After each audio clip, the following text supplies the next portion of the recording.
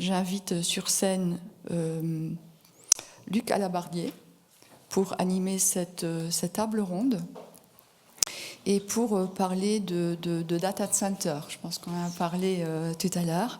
Et pour cela, voilà, je vous laisse introduire vos camarades pour parler de ce sujet. Votre micro est là. On a changé l'eau, non pas des fleurs, mais des verres. Voilà, et je vous laisse. À tout à l'heure. Merci Isabelle. Bonjour tout le monde. Et donc, je vais accueillir donc, les panélistes, à commencer par Gert Kuykendт de chez HP Enterprise. Merci à lui. Sébastien Respo, directeur de Microsoft Luxembourg. Fabrizio Heitzmann, Sales Manager de Nutanix Luxembourg. Et je dois malheureusement excuser M. Pascal Waré qui a été bloqué pour des raisons professionnelles au niveau du ministère et qui ne sait malheureusement pas être avec nous cet après-midi. Alors, dure transition. Merci Vincent de nous avoir donné le contexte. J'ai retenu un mot qui en tout cas va nous permettre de démarrer la discussion par rapport au panel qu'on a ici, puisque on doit parler tech, hein. Et donc, plutôt que de parler low-tech, high-tech, je propose effectivement d'utiliser cette terminologie du wise tech. Et merci de l'avoir utilisé parce qu'effectivement, c'était l'idée qu'on avait utilisée en préparant ce panel avec les interlocuteurs, de vous permettre de vous éveiller à comment gérer un data center de manière plus intelligente. On avait parlé de l'optimalisation. Finalement, être wise, c'est aussi être intelligent et donc d'utiliser efficacement les moyens qui vont être mis à notre disposition. Alors, je propose de démarrer par une première question. Vous pouvez peut-être prendre les micros. Une première question pour chacun de nos intervenants ici. On parle beaucoup RSE, on a parlé numérique responsable. Donc, pour vous, pour votre organisation, qu'est-ce que ça veut dire? Alors, très difficile, bien sûr, de résumer en quelques mots, 1 ou 2 minutes, une stratégie numérique pour des entreprises aussi importantes, globales et variées que HP, Microsoft ou Nutanix. Mais c'est peut-être un bon début dans la discussion. Alors, Gert, peut-être? Pour faire très bref, c'est en fait le discours qu'on vient d'entendre. Mais ceci dit, il est clair que quand on livre une technologie, on a intérêt à s'assurer que cette technologie consomme le moins possible, évidemment. Mais aussi, il y a un autre côté de ce débat. Nous sommes tous des sociétés plutôt moins commerciales et il transpire que de plus en plus nos clients demandent un positionnement de responsabilité vis-à-vis de nous par rapport à la planète. Et donc, si vous arrivez à démontrer, à prouver d'une façon neutre, auditable, votre position, une amélioration au niveau de votre effet sur la planète, ça attire des clients, ça attire des employés, ça fait hausser l'action.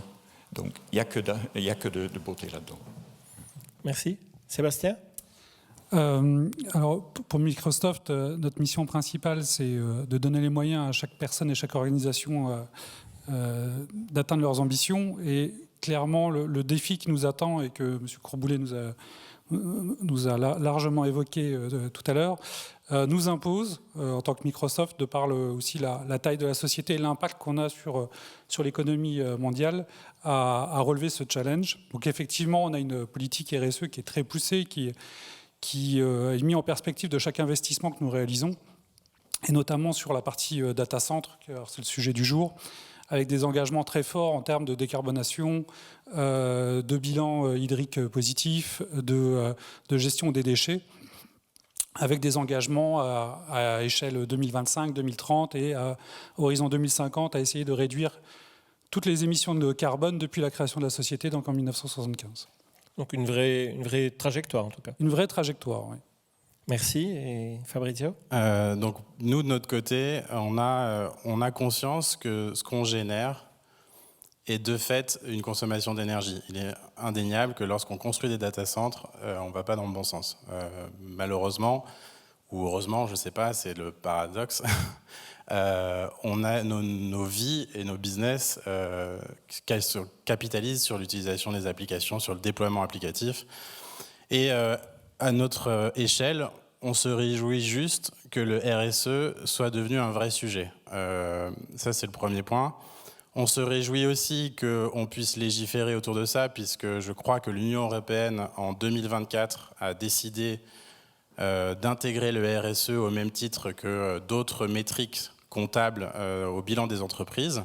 Donc toutes les entreprises de plus de 500 employés vont devoir émettre un degré d'RSE qui sera audité et rendu public. Et donc ça, c'est à notre niveau chez Nutanix, on se réjouit de ça et on souhaite abonder dans ce sens. En parallèle de ça, il faut savoir que nos investisseurs chez Nutanix, que sont Al Gore et BlackRock, sont les pionniers de l'investissement durable. Ça vaut ce que ça vaut, on reste sur des... Je vous vois rigoler, vous sourire, et je souris aussi en même temps, mais voilà, ça vaut ce que ça vaut, ça entame aussi une certaine volonté d'aller de l'avant sur ces sujets-là.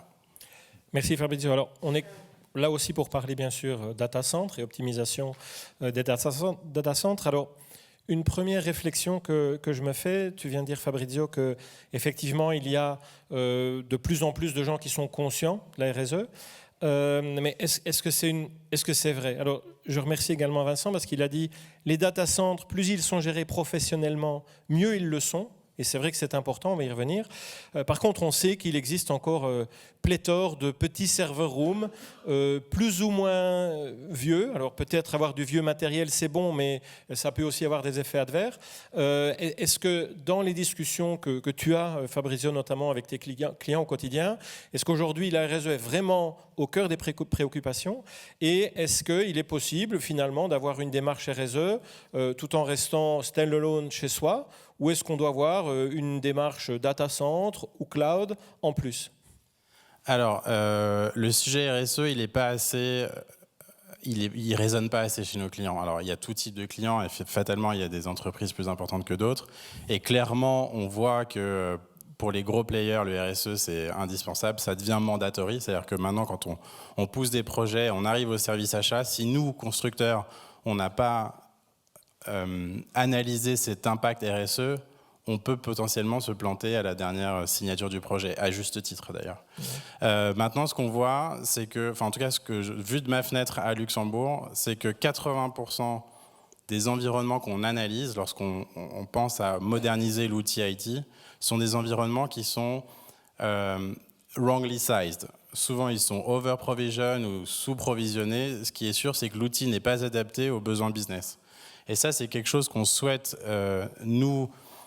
changer dans notre approche, dans la modernisation de l'outil IT, en utilisant notamment l'hyperconvergence, mais aussi tous ces process d'automatisation et de pas vers le cloud, parce que le cloud peut être public, comme Azure, mais il peut aussi démarrer on-premise. Et c'est ça qu'on prône, en tout cas chez Nutanix. Donc effectivement, tu parles d'hyperconvergence. Qu'est-ce que cette technologie, en tout cas, peut permettre aux clients qui sont avec nous dans la salle ou à distance, qui aujourd'hui ont une infrastructure? Ça représente quoi l'hyperconvergence et qu'est-ce que ça permet d'atteindre comme finalement soit économie sur la consommation énergétique, sur le footprint, sur l'amélioration des processus de l'entreprise? Alors, l'hyperconvergence, c'est les nouveaux modèles IT, utilisés d'ailleurs par les plus grands professionnels de l'IT et des fabricants de data centers, que sont Azure, Google, Amazon, Facebook, Twitter. On utilise tous ces modèles d'infrastructure. Et il faut savoir que dans l'infrastructure hyperconvergence, on va quelque part standardiser l'approche sur des serveurs x86 dans lesquels on va regrouper toutes les ressources nécessaires aux applications.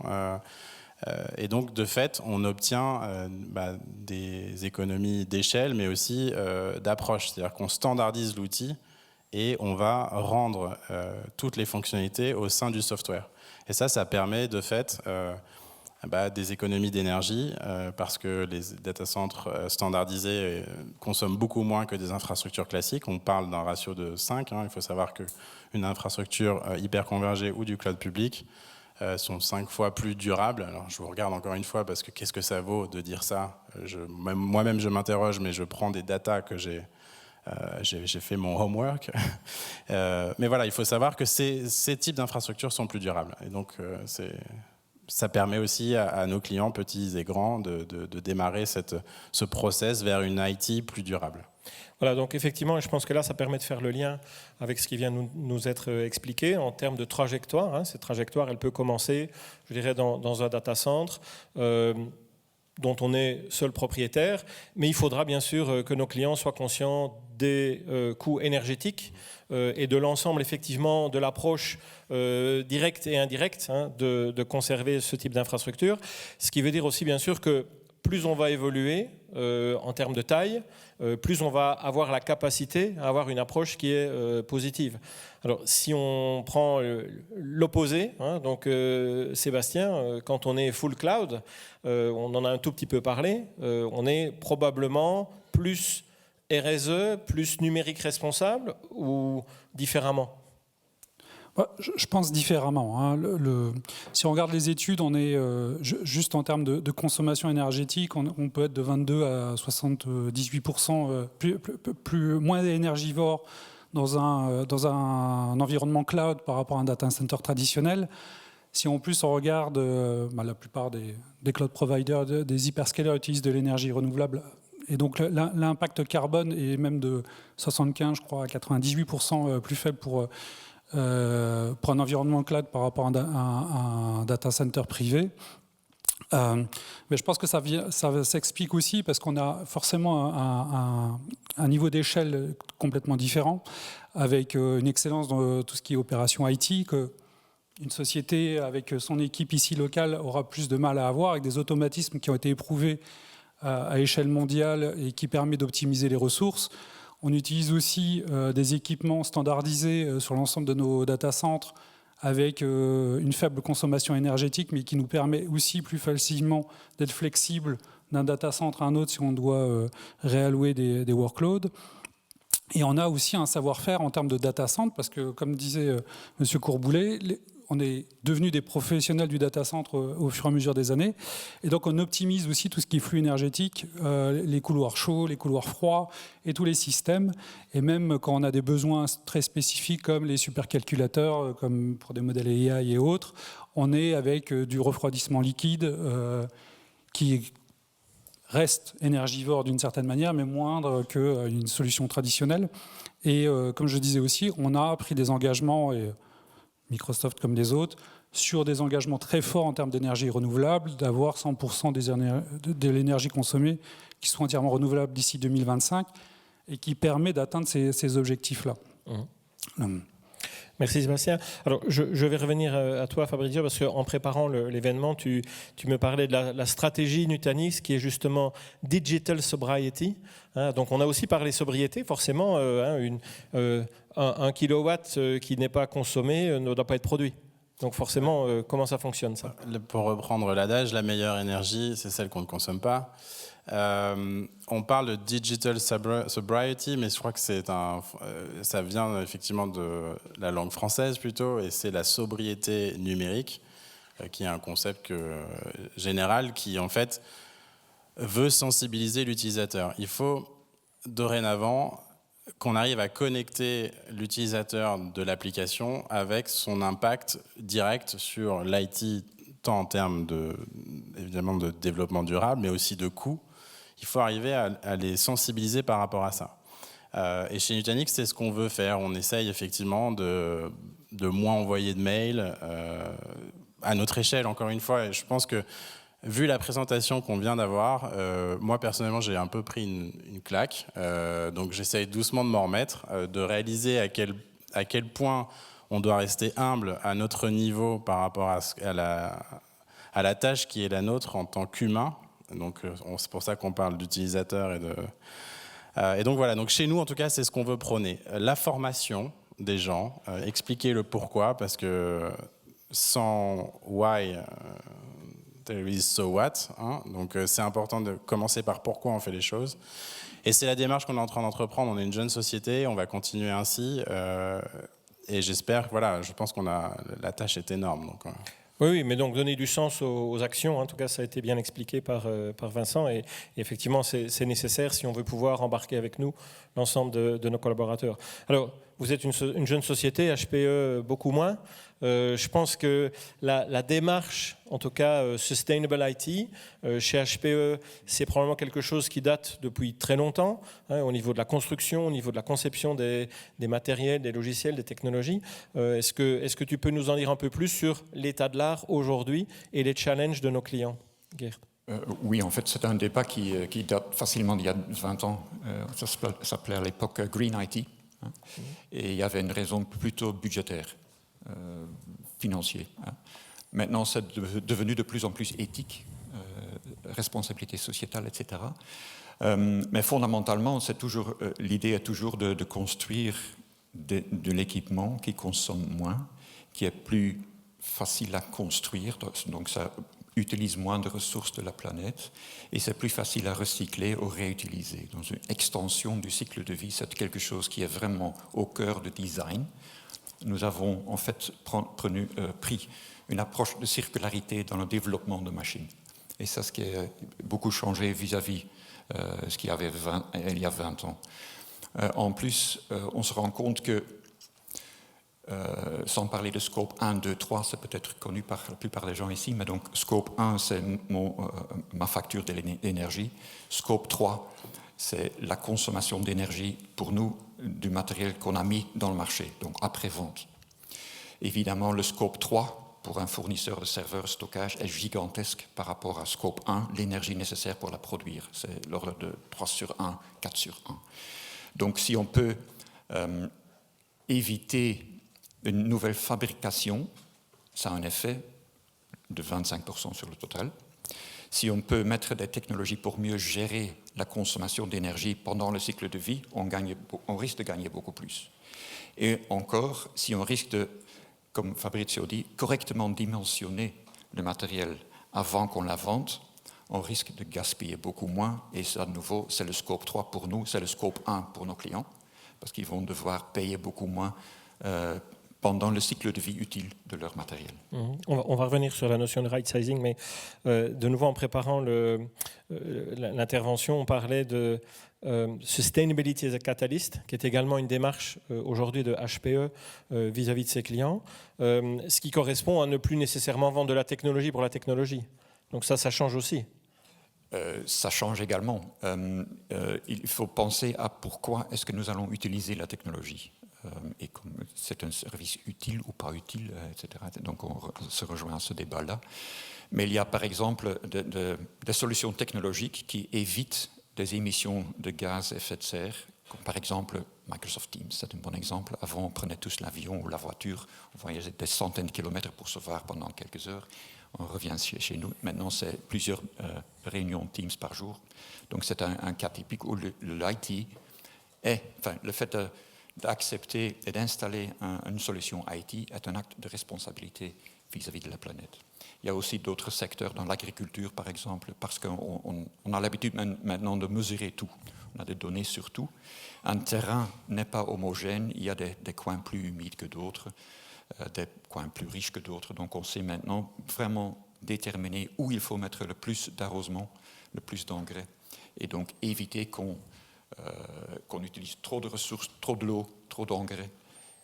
Donc, quelques exemples où l'IT peut aider dans un débat de sustainability, donc c'est une bonne chose pour le business aussi. Donc, ce n'est pas quelque chose, un mal nécessaire, mais c'est quelque chose qui nous permet de faire mieux que nos concurrents. Et voilà, on peut en tirer profit. Oui, c'est ça. Et de nouveau, je pense que c'est intéressant parce qu'on fait le lien assez facilement maintenant par rapport à cette logique du numérique responsable qui permet, en l'occurrence, avec l'exemple, en tout cas IoT et farming que tu viens de mentionner, d'utiliser l'IT efficacement, pas simplement comme un élément négatif, mais plutôt comme un élément plus positif qui est dans cette trajectoire du numérique responsable. Alors, peut-être une question ici, puisque pour Fabrizio et toi, Gerd, vous en avez un tout petit peu parlé. Le right sizing, c'est une terminologie qu'on entend maintenant, mais qui est importante dans cette logique d'avoir, en tout cas, du numérique responsable ou d'avoir une démarche un petit peu RSE par rapport aux investissements et à l'utilisation des technologies. Au niveau Nutanix, ça correspond à quoi? Et peut-être, je te passerai la parole après, Gerd, pour au niveau HPE, à quoi ça peut ressembler. Ouais, le right sizing, c'est l'approche généralisée d'utiliser uniquement ce dont on a besoin en termes de ressources. Et ça, c'est l'approche cloud en général. C'est que on ne va pas devoir remonter toute une infrastructure from scratch lorsqu'on a une nouvelle opportunité de business ou une nouvelle initiative qui arrive sur la table, qui est indispensable à l'entité business d'être mise en place. Ce qui va nous permettre justement, grâce à ces technologies et ces types d'architecture, d'aller pouvoir supporter n'importe quel type d'application, qu'elle soit moderne ou traditionnelle, en lui allouant uniquement la ressource nécessaire. Parce qu'un projet démarre à un day 1 et a potentiellement un day 10, mais peut-être day 2, il meurt le projet. Donc le right sizing, c'est une notion globale qui permet de dire ok, j'ai les ressources nécessaires day 1, je peux potentiellement avoir les ressources nécessaires day 10, mais je peux aussi abandonner le projet en route. C'est toute cette flexibilité du cloud en termes de modèle opérationnel que j'entends par right sizing. Et si, donc Gert, je suis propriétaire de mon data center, j'ai une petite PME, j'ai 2 serveurs, j'ai un peu de redondance. Ça correspond à quoi le right sizing? À ma taille, est-ce que c'est possible? Ça dépend. Souvent, ce qu'on remarque, c'est même du vieux matériel d'il y a 5 ans, est déjà surdimensionné pour ce que ça fait aujourd'hui. Et quand on remplace le matériel pour n'importe quelle raison, on a tendance à acheter exactement ce qu'on avait. On avait 2 processeurs 16 corps, on achète de nouveau 2 processeurs 16 corps, mais les 16 corps ont le double de puissance calcul que les 16 corps d'il y a 5 ans. Donc le problème est structurel. Donc il faut des outils, et il y a des outils qui mesurent la charge réelle à travers le temps sur l'existant. On tient compte de la paramétrisation des machines virtuelles qui tournent dessus. On arrive à dire, OK, vous avez défini 10 machines virtuelles qui utilisent 4 corps virtuels. On voit que vous en utilisez qu'un seul. Donc vos machines virtuelles sont surdimensionnées, donc ils réservent trop de ressources sur le hardware, donc évidemment le hardware est beaucoup trop gros. Donc on arrive à mettre le doigt sur ce type de problème, et ces données génèrent un sizing exact pour le workload d'aujourd'hui. Et ça, évidemment, on peut traduire en hardware, et typiquement ce qu'on voit, et ça c'est difficile pour un PME avec 2 serveurs, parce qu'un cluster plus petit que 2, on ne va pas faire, mais peut-être on ne va plus placer des serveurs à 16 corps, biprocesseurs, mais peut-être des monoprocesseurs à 8 corps. Évidemment, ça baisse le prix, ça baisse le prix de la licence, ça baisse la consommation, malgré le fait que les nouveaux CPU consomment bien plus que les CPU d'il y a 5 ans. Mais donc, right sizing, pour une petite société, c'est un vrai défi. Le plus qu'on a du matériel, le plus facile ça devient, parce qu'on peut éteindre du matériel, même temporairement, sans qu'on s'en aperçoive. Vous m'avez compris. Merci. Donc la transition est toute faite parce qu'à l'échelle du cloud international, donc là forcément ça doit faire de facto partie du principe et des concepts et ça doit être utilisé de manière massive. Oui, tout à fait. Déjà avec le cloud, il y a forcément cette flexibilité qui est offerte. Je pense qu'après la force de la taille des cloud providers, c'est surtout en termes de capacity management, avec des modèles prédictifs qui ont déjà été raffinés au fur et à mesure des années. On arrive à prévoir au plus juste les serveurs et la force de computing qu'on doit mettre à disposition de nos clients. Aussi, on combine ça avec un partenariat au plus proche de nos clients pour savoir anticiper à la fois leurs besoins en termes de croissance et décroissance, toujours afin d'ajuster ce capacity planning-là. Mais après, je dirais, l'autre intérêt, ce n'est pas seulement cet aspect de capacity management, mais c'est surtout d'accompagner les clients pour bénéficier réellement de la plus-value du cloud en termes de réduction de factures, mais aussi réduction de factures énergétiques, en revoyant avec eux l'architecture de leurs applications, les moderniser, pour en tirer vraiment le plus grand bénéfice. Si on parle du lift and shift classique, l'intérêt, oui, on va gagner sur les émissions de CO2 parce qu'il y a cet effet d'échelle, mais ce n'est pas là où il y a le nerf de la guerre. Et je pense que là où il y a le plus à gagner, c'est en revoyant l'architecture applicative de nos clients pour gérer au mieux les up and down potentiels en termes de besoins, en termes, comme disait Fabrizio, quand des projets s'arrêtent, quand il y a des environnements de test, où on connaît tous des clients ici qui ont leur environnement de production, leur environnement de test, leur environnement de développement qui tourne H24, même quand ce n'est pas utilisé. C'est tous ces avantages-là qui ont forcément un poids important sur l'émission de CO2, la consommation énergétique et autres. Merci. Et une autre thématique maintenant, puisque finalement on l'a vu tout à l'heure, un laptop de 2 kg correspond à la consommation d'1 tonne de ressources. Donc effectivement, HPE Vous produisez beaucoup de matériel, hein, on vend des serveurs, du stockage, du réseau. Quelles sont les démarches qui sont entreprises par l'organisation pour diminuer, en tout cas, autant que possible, cette consommation de ressources naturelles, les plastiques, forcément les matériaux lourds, les plastiques, les cartons, toutes ces choses-là en plus, l'eau? Il y a un processus de standardisation et il y a les gouvernements au niveau européen qui nous aident à mettre des standards d'interopérabilité, etc., des standards au niveau facilité de désassemblage pour pouvoir facilement réparer, remplacer des choses, même les CPU ou les cartes critiques. Donc, tout pour éviter que le matériel soit jeté dans la nature. Une grande partie, on parle toujours de 3 R, donc je sais il y en a 5, mais on parle de reduce, reuse, recycle, ce sont les 3 principaux pour nous en tout cas. Donc réduire le nombre de composants qu'on branche dans un data center, c'est une bonne idée. Une alimentation vous coûte 30 watts, juste pour la brancher. Même si celle-là pour la redondance, elle vous coûte 30 watts. Donc réduire les composants à tout prix, puis réutiliser tout ce que vous avez le plus longtemps possible, ou bien en matériel entier. Pour ça, on peut récupérer du vieux matériel que vous remplacez et la revendre à une autre société qui n'a pas besoin des dernières technologies ou qui justement utilise une technologie qui n'existe plus en commercial mais qui doit avoir des pièces de réchange pour étendre sa vie. Donc une deuxième utilisation, réutilisation. Et puis après tout, les choses qu'on ne peut plus réutiliser, là, ils sont recyclés. Donc recyclage, ça vient au bout. Si on ne peut plus réutiliser et si on ne peut plus réduire, donc c'est vraiment la dernière chose à faire. Et là, on peut dire une barrette mémoire, ok, on la récupère, elle est toujours fonctionnelle, on peut la revendre. Un disque dur, on peut la réutiliser. Et si on doit aller plus loin, on peut même extraire les matériaux, l'or et les autres minéraux précieux, on peut les extraire du matériel et les réinjecter dans le supply chain au début pour de nouveau en faire des puces, en faire des cartes, en faire des connecteurs, etc. etc. Tu me parlais également d'une initiative que vous avez au niveau de l'Écosse, cette espèce de méga Repair Café, où finalement le matériel peut être rassemblé, pas uniquement du matériel HP, pour être reconditionné et remis sur le marché ou le circuit, oui, dans une logique circulaire. Oui, et c'est quelque chose qui est de plus en plus relevant pour, je dirais, les grands projets, les RFP. Pour les PME, c'est encore un peu un secret. Mais nous avons effectivement notre ancienne usine de fabrication de serveurs et stockage en Écosse, maintenant a été retransformée et c'est en refurbishment. Et c'est là où on concentre tout le matériel en Europe qu'on récupère, de n'importe quelle marque.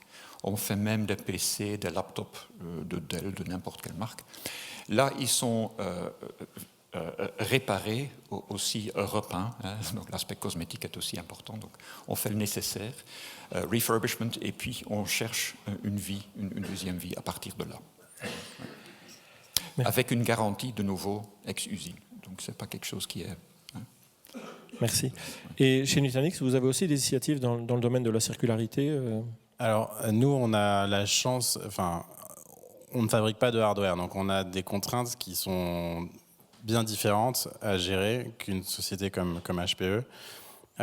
Donc encore une fois, à notre échelle, et je souhaite vraiment mettre l'accent sur le fait qu'il faut rester humble par rapport à notre impact, mais dans tous les projets qu'on fait, sachant que notre ADN, c'est de moderniser l'outil IT, et fatalement, on fait face à des infrastructures vieillissantes qui sont de fait obsolètes parce qu'on vient les remplacer avec une solution Nutanix ou autre, ou toute une stratégie de cloud. Et là, on va essayer de se rapprocher d'acteurs locaux pour essayer de réattribuer ces technologies à des entités qui en ont besoin, parce que c'est la partie aussi sociétale de l'impact ESG, donc voir s'il n'y a pas des écoles, notamment, mais aussi des entités de par le monde qui auraient besoin de ces computing power ou storage, voilà, et on essaye de réattribuer au maximum. Donc c'est faciliter finalement, et donc c'est être conscient et essayer de faciliter cette réutilisation du matériel. Exactement, et on devrait de façon systématique pouvoir le faire sur chacun des projets qu'on met en place. Et honnêtement, on ne le fait pas assez et on devrait nous aussi être mesurés par rapport à ça, je pense. Effectivement, alors il y a une autre thématique dont on a un tout petit peu parlé pendant la présentation, c'est l'intelligence artificielle. Alors on ne parle pas directement de OpenAI ici, mais c'est clair que de plus en plus, les moyens mis à disposition par l'intelligence artificielle pour optimiser la gestion et l'utilisation des data centers, c'est quelque chose qu'on doit utiliser. Alors je pense que HP, vous le faites déjà au niveau support et maintenance, et probablement que Microsoft s'est fait de manière massive au niveau optimisation globale. Alors peut-être Gerd d'abord. Oui, l'intelligence artificielle est utilisée depuis longtemps déjà.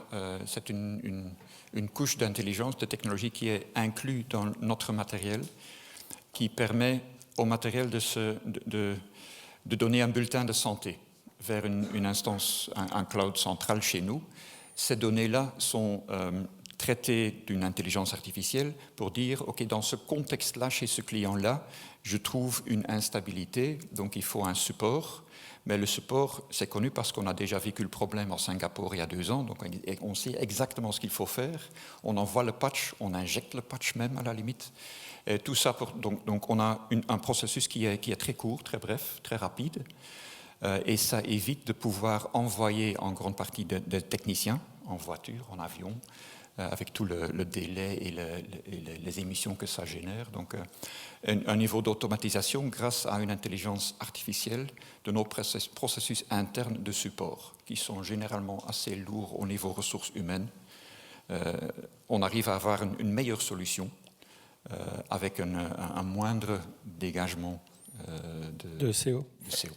Chez Microsoft, Sébastien, intelligence artificielle dans la gestion des data centers. Alors l'intelligence artificielle, il y a plusieurs aspects, mais si on parle de la gestion des data centers, forcément, il y a un aspect d'optimisation à l'extrême de tout ce qui peut être automatisé et qui permet à la fois de réallouer les ressources même d'un data center à un autre en fonction de ça, parce on monitore de manière régulière aussi la performance énergétique de chacun de nos data centers, parce qu'en fonction des critères géographiques, là aussi la proximité des énergies renouvelables ou pas. Et donc ça nous permet, par rapport à nos engagements vis-à-vis de nos clients, de respecter ça de manière totalement automatique. Et l'intelligence artificielle, forcément, est partout. Oui. Et donc il y a aussi toujours cette notion plutôt people dans la RSE. Vous avez récemment lancé Copilote. Tout à fait. Dans quelle mesure, effectivement, à ton niveau, et je me doute que c'est très compliqué à répondre comme question, tu penses que ça peut avoir un impact plutôt positif sur le bien-être au travail, diminuer le stress? Est-ce que ça peut vraiment aider dans cette thématique? Alors, je veux dire, c'est au cas par cas. Ce n'est pas une réponse unique et forcément les impacts sont totalement différents d'une fonction à une autre. Je pense que comme ça a été démontré, il y a des fonctions qui vont complètement être revues de par la nature de leurs activités et donc certains métiers qui vont devoir se réinventer. Mais de manière générale, on avait déjà l'intelligence artificielle avant les annonces ChatGPT, notamment avec Viva Engage, qui permettait justement de conseiller chaque personne à faire des temps de break, à aussi se déconnecter complètement et donc forcer la déconnexion à certaines heures, à aussi mieux organiser ses journées, à mieux préparer ses journées, et donc pour ne pas arriver dans des situations de stress. Donc quand l'intelligence artificielle est utilisée dans ces circonstances-là, effectivement, je pense que c'est un vrai plus pour la RSE et pour le bien-être, équilibre vie professionnelle, vie personnelle. Mais comme dit, c'est du cas par cas. Et ça peut être aussi utilisé comme n'importe quel outil, comme n'importe quelle technologie, aussi bien pour le positif comme pour le négatif. Merci. Et ça nous amène en tout cas à la fin. On a essayé de brosser rapidement en tout cas un certain nombre de thématiques, de leviers que vous pourriez avoir comme client, comme utilisateur de centres de données, de serveurs, de data centers.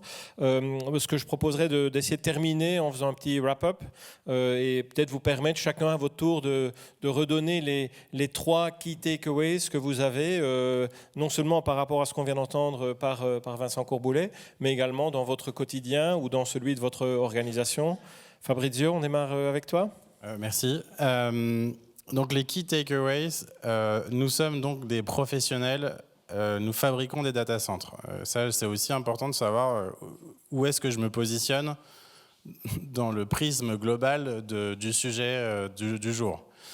À notre niveau, donc, les key takeaways chez nous, c'est de moderniser l'outil indispensable pour être plus efficace, pour pouvoir supporter plus de projets avec un outil standardisé qui utilise l'AI, qui est facile d'utilisation. Donc, tout le monde peut accéder à l'outil. La complexité est l'ennemi de l'évolution aussi. Ça, on n'a pas parlé de ça, mais ça peut être un autre débat. Mais en tout cas, c'est quelque chose qui nous est très cher, la simplicité d'utilisation. Le deuxième point, c'est effectivement lié à tout ce qui est à l'utilisateur lui-même, c'est-à-dire comment on va essayer, même lorsqu'on fait nos projets, et on est tous occupés à faire des projets chez nos clients, à ne pas avoir peur d'aller tacler cette partie opérationnelle. Parce qu'on change l'outil, bah, c'est bien, j'ai changé l'outil, et quid de qui va utiliser l'outil? Parce que si il n'y a pas d'impact opérationnel au changement d'outil, bon, bah, c'est un fail monumental, on a un superbe outil qui n'est pas utilisé, donc opération case départ, 0. Donc ça, c'est quelque chose que souvent on oublie parce que... Enfin, c'est pas qu'on oublie, c'est qu'il faut se challenger nous-mêmes en tant que professionnels du data center. Never assume, it makes an ass of you and me. On m'a dit ça quand je faisais mes études en Angleterre, mais il faut pouvoir parler à tout le monde. Et ça, c'est indispensable. Donc voilà, pas 3 takeaways, mais j'ai fait un wrap-up, mais c'est important de... Merci Fabrizio. Sébastien? Je reprendrai le mojo de Microsoft actuellement. Donc c'est Do More with Less. Je l'adapterai avec Do More Together with Less Natural Resources. Parce que comme on l'a vu, c'est un challenge très complexe. Il n'y a pas une solution unique. Je pense qu'il faut que tout le monde soit partie prenante, à la fois les sociétés, mais aussi les individus, comme M. Courboulet nous l'a démontré.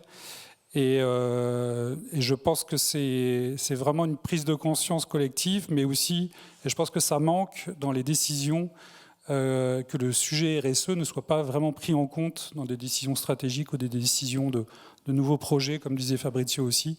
On est toujours sur des aspects qui sont assez financiers. Et bon, les crises s'enchaînant, il y a peut-être une prise de conscience, mais c'est malheureux que ce soit par ce levier-là que le sujet... arrive sur la table. Même si nous, en tant que fournisseurs de services, on le voit arriver petit à petit. On a des dimensions RSE qui commencent à prendre de l'importance dans certains appels d'offres ou dans certaines demandes clients. Mais là, on le voit aussi, et je pense que c'est surtout sur une approche, parce qu'effectivement, tout le monde doit établir des rapports RSE de manière annuelle, et donc on s'engage dans nos contrats à établir certains critères. Mais je pense que c'est plus un ticking the box que réellement une étude concrète sur est-ce que mes fournisseurs sont réellement en ligne avec mes attentes en tant qu'individu, en tant qu'organisation. Et donc, on est encore vraiment qu'au début de cette prise de conscience, je trouve. Oui, je rejoindrai ce que disait Vincent. Décider déjà, bon, tout le monde n'a pas encore décidé, mesurer, d'abord savoir où est-ce qu'on est avant de savoir où est-ce qu'on veut aller. Et ça, c'est important pour pouvoir ensuite exécuter le plan. Geert, pour terminer, 3 key takeaways, ou 2, ou 7, mais pas plus. Je dirais une chose, le monde est hybride, donc il n'y a pas de conflit entre cloud public, monde on-premise, hyperconverged, etc. Là, généralement, vous en aurez besoin des 3 au moins. Donc il faut les faire travailler ensemble. Je sais, il y a différents critères, comment gérer les différents environnements, mais bon, il faut vivre avec, c'est comme ça. Deuxièmement, l'IT n'est pas un mal nécessaire. On peut utiliser l'IT pour mieux gérer une entreprise et avoir un effet positif sur la planète. Et troisièmement, il faut se préparer, à mon avis. Les lois européennes sont de sorte, évoluent dans une direction de monitoring de plus en plus. Même si on ne sait pas exactement quels seront les critères pour être approuvés au futur, préparez-vous à collectionner les données au niveau de vos émissions, votre carbon footprint, parce qu'il sera nécessaire de les rapporter et montrer chaque année une amélioration de ce positionnement-là. Ce sont mes 3 choses. Merci. Et on va terminer ici ce panel. Un grand merci à vous 3. Je voudrais juste rajouter 2 choses pour les gens qui sont en face de nous. D'une part, les programmes que le gouvernement met à disposition des entreprises, tels que Fit for Sustainability et Fit for Digital. Monsieur Waré aurait pu en parler beaucoup mieux que moi. Malheureusement, il n'est pas là. Et les questions. Donc, effectivement, apparemment, il y a 2 questions dans le chat. Alors, il y a une question dans le chat et j'en prendrai une autre dans la salle pour ensuite faire tout le reste en bilatéral lors de la pause. Effectivement. D'accord. Alors, on commence avec le chat. Jean-Sébastien, il a une question par rapport au data center et la technologie de l'immersion. Il dit qu'aujourd'hui, on voit que l'immersion commence à intéresser les data centers pour remplacer les couloirs chaud-froid. Or, les constructeurs peinent à fournir des machines natives à l'immersion et il est curieux de connaître l'avis des personnes sur la table sur ce type de technologie d'avenir. Il y a peut-être deux choses ici. Donc, d'une part, la technologie d'immersion, je pense que c'est Google ou Microsoft qui ont essayé de faire vraiment des data centers entièrement immergés. Il y a aussi l'immersion des lames finalement dans du liquide, pas de l'eau, mais dans des liquides refroidissants. Donc, c'est peut-être aussi cette question-là. Et peut-être effectivement, Sébastien ou Gert essayer d'aborder le point. Alors, je ne devrais peut-être pas le dire, mais je crois que le premier à avoir essayé, c'est OVH en France. C'est vrai ? Ouais. Il me semble, mais c'était il y a déjà 10 ans ou quelque chose comme ça. Alors effectivement, il y a des expérimentations qui sont faites actuellement, certaines qui sont d'ailleurs en production. Après, j'avoue ne pas avoir un retour d'expérience concret dessus. J'imagine qu'il y a quand même un problème de maintenance et d'opérabilité quand même physique dans ces environnements particuliers, et peut-être un problème avec la partie matérielle, mais je laisserai... Oui, mon collègue répondre à cette partie. Je rajouterais peut-être avant de passer la parole à Gert que le fait effectivement de déporter le data center dans des espaces où naturellement c'est plus facile à refroidir. On peut penser au Nordique, on pourrait penser à la calotte glaciaire. Donc effectivement, il y a peut-être des zones où c'est une manière d'adresser le problème, mais c'est probablement pas la solution non plus, parce qu'il faut aussi s'y connecter et c'est loin et c'est pas accessible, quoi. On a vu, il y avait déjà beaucoup de fibres actuellement tirées, donc c'est aussi un élément qu'il faut prendre en compte. Gert, au niveau matériel, est-ce qu'il existe des contraintes particulières quand on va être sur ou de l'immersion ou des espaces très froids par rapport à la construction ? À l'immersion, c'est une bonne idée, parce que refroidir une chose à l'air, c'est une mauvaise idée, parce que l'air ne conduit pas la chaleur. Donc, c'est bête, mais on le fait comme ça, parce que l'air est partout et ça ne coûte rien. Okay.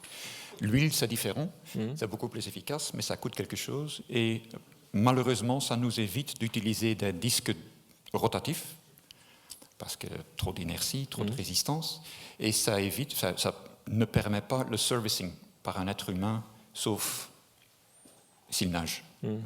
Donc c'est pas très pratique, mais donc il faut avoir des technologies de support à distance, d'automatisation, artificial intelligence, donc il y a moyen de contourner tous ces problèmes, et nous voyons des expériments. On se fait une expérience anecdotique. Il n'y a, à ma connaissance, pas un data center en production qui utilise ces technologies. Mais nous sommes en train d'adopter des technologies de refroidissement de serveurs à liquide, à une huile, mais à circuit court, clos. Circuit fermé. Circuit fermé, c'est ça. Par le simple fait qu'on peut transporter la chaleur émise par le CPU vers un grand radiateur, et ça se refroidit à l'air. Mais ça, c'est beaucoup plus efficace que de mettre de plus en plus de grands ventilateurs qui tournent de plus en plus vite, qui consomment de plus en plus d'énergie, pour faire bouger l'air qui ne conduit pas. Donc, on est à la fin, on commence doucement à voir la fin du période de refroidissement à air. Donc, moi, je pense que la réponse à la question, elle est aussi en partie dans le futur, c'est-à-dire qu'est-ce que les ingénieurs vont pouvoir identifier comme nouveaux moyens de refroidir et en utilisant toujours moins d'énergie. Une question dans la salle ? Moi, j'ai une question, c'est sur le lien entre Green IT et IT for Green. Donc nous, on nous demande parfois est-ce que c'est mieux d'imprimer ou est-ce que c'est mieux de garder une version numérique ou est-ce que le papier ou le numérique, et on dit toujours ça dépend de l'usage, etc. Et donc moi, ce qui m'intéresse, c'était en fait sur la discussion, c'est ça qui m'a fait snapper, c'était sur le fait d'utiliser par exemple du cloud pour optimiser les consommations d'eau, par exemple dans l'agriculture. Et comment on s'assure que l'eau qu'on économise pour l'agriculture, on ne l'utilise pas pour refroidir le data center. Et donc moi, ce qui m'intéresse, c'est est-ce qu'il y a des projets où on va mesurer l'impact du numérique, positif, négatif, on va faire la valeur absolue, et on va voir, tiens, est-ce que le cloud, dans ce cas-là, ça valait le coup ? Pour un jour avoir une espèce de grille qui permet de dire, on a remarqué que dans la plupart des cas, quand vous voulez remplacer un service physique par un service cloud, pour grossir le trait, en fait, non, cette fois-ci, on va vous dire non parce qu'on a mesuré ou on mesure et en fait, ça ne vaut pas le coup. Est-ce qu'il y a ce genre de réflexion qui arrive de vous, en tant que provider de cloud, qui connaissez, qui vraiment êtes des experts là-dedans, est-ce qu'il y a un jour où vous allez dire non à vos clients ? Alors, moi, je vais peut-être donner une première réponse. dur, hein, mais- C'est très difficile à répondre, hein. Je pense que de nouveau, je vais devoir tacler en 3 minutes, on n'y arrivera pas. Mais on peut continuer au café. En fait, on va devoir revenir à... Il faut d'abord mesurer. Et aujourd'hui, effectivement, les moyens de mesure ne sont pas suffisants, globalement. Nous, en tant que fournisseurs de connectivité, on n'est pas suffisamment bon pour dire exactement à quoi correspond 1 gigabit, 1 gigabyte, 1 kilowatt. Et donc, de la même manière, alors plus la taille va être grande, une Microsoft va avoir une capacité à dire 1 terabyte Azure de tel type, ça coûte effectivement autant de CO. Donc, l'agrégation de toutes les métriques permettra à un moment donné, on l'espère en tout cas, d'avoir cette démarche. Mais donc les questions, on ne les a pas aujourd'hui, clairement. Donc on est plutôt dans un peu la fuite en avant peut-être, hein, en faisant de l'IoT farming et donc finalement on va mieux gérer la terre mais sans avoir peut-être eu une approche et une vision globale. Mais probablement, en tout cas moi je suis conscient et convaincu que d'ici quelques années, ce seront des choses qui seront normales. Parce qu'on sera capable de dire ça coûte autant, ça produit autant, ça rapporte autant. Et donc finalement, en faisant les maths peut-être beaucoup plus simples, on arrivera à dire c'est positif ou c'est négatif. Et peut-être aussi proactivement se dire ça vaut la peine de le faire ou non, il ne faut même pas essayer, on sait très bien que ça ne servira à rien, quoi. Donc il faut chercher autre chose. Ça, c'était ma réponse. Je ne sais pas si vous avez autre chose à ajouter. Je pense que la question est très relevante et j'ai la même question, je n'ai pas la réponse. Mais je vois qu'il y a des workloads qui, d'une pensée éthique, n'existent plus. Par exemple, il y avait le Bitcoin mining. Pour citer un exemple, il y avait des mineurs Bitcoin au Canada qui disent « Oui, je suis green, j'ai que de l'énergie renouvelable. » Donc ma réflexion est, si on a ce gigawattage d'énergie renouvelable, est-ce que le fait de l'utiliser pour Bitcoin est une bonne chose? Donc c'est ça, c'est l'éthique. Et comme on dit, il n'y a pas les données aujourd'hui, on va devoir apprendre.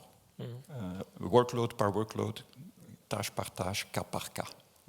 Mais c'est un débat qui s'impose de plus en plus, ça je suis clair, parce qu'il n'y a qu'un certain gigawattage d'énergie sur la planète, il faut l'utiliser comme il faut. Je pense qu'on va arrêter là. En tout cas, pour les questions, on peut continuer au café pour ceux qui sont ici en présentiel. Et on se retrouve dans quelques minutes pour la suite.